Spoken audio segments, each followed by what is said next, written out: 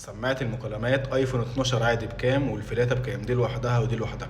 طيب هقول لك دي بكام ودي بكام، ولكن قبل ما اقول لك كده في معلومه مهمه لازم تعرفها.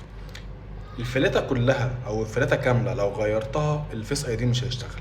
في عندك هنا مكونين، هو الانفرا والفلود اليمينيتور، دول مربوطين بالفلاتة عشان الفيس اي دي يشتغل. لو انت غيرت الفلاتة مش هيشتغل. علشان يشتغل لازم تنقل المكونين اللي هنا على الفلاتة الاصلية اللي هتيجي، ولازم تبقى اصلية عشان يتلحم عليها، ساعتها الفيس اي دي يشتغل.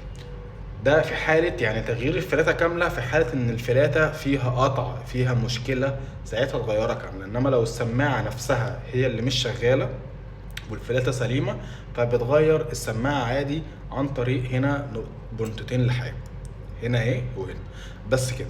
السماعة دي في منها اصلي وفي منها كوبي. السماعة دي في الايفون 12 الخلع مثلا بتبقى عاملة 2000 جنيه، الاصلي او الهاي كوبي بتبقى عامله 1200 جنيه.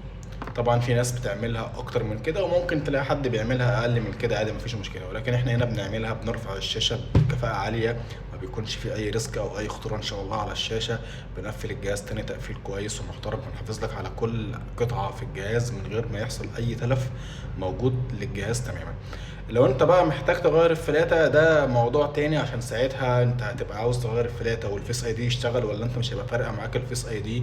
الكلام ده كله بقى مثلا في حالة لما انت تشرفنا في المكان، ساعتها ايه نشوف الموضوع ده.